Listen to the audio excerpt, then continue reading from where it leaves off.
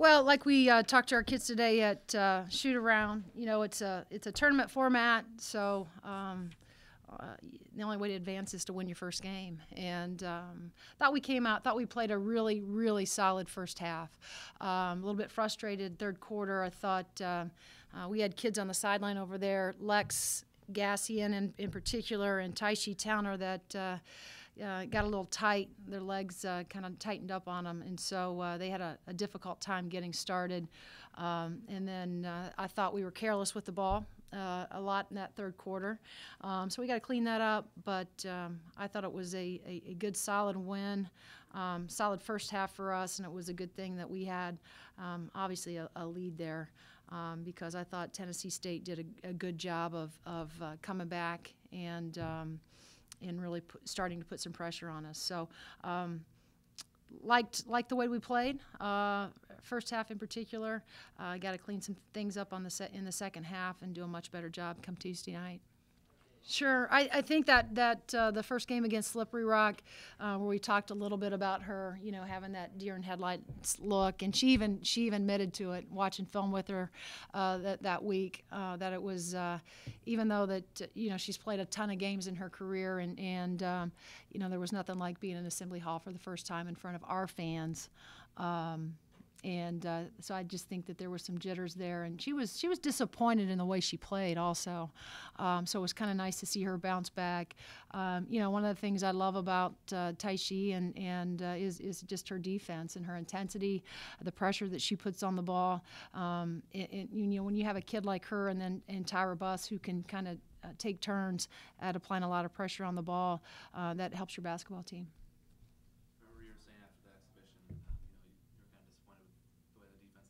Mm-hmm. Big lead. Do you feel like that's part of what happened?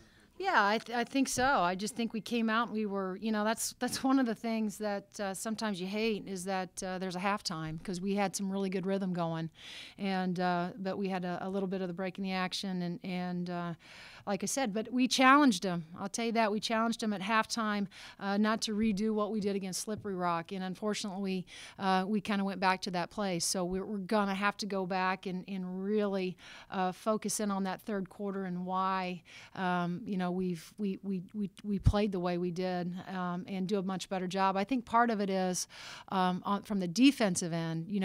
I think when they're on our end and they're in front of us, our bench, I think we give them an incredible amount of energy.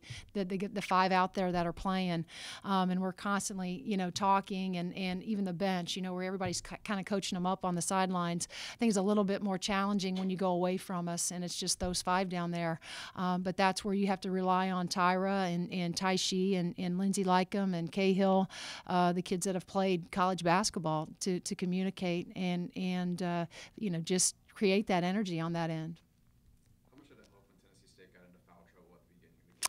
I think it's really important. The rules are when that happens, it really plays into your favor. On the flip side of that, that is one of our emphasis going into every game, is that we have to be super disciplined defensively. Now that after that 5 fouls, you're shooting 2 shots, and I think everybody's trying to get used to that.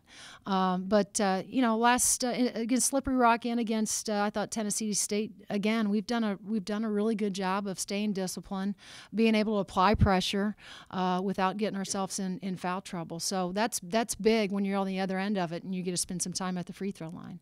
I just would like us to shoot a little bit of a higher percentage and take more advantage of that, because we're a much better free throw shooting team than and again 73% is probably a lot of coaches would take that, but I really feel like we're good shooters and we spend time on that in practice, and we should shoot a higher percentage.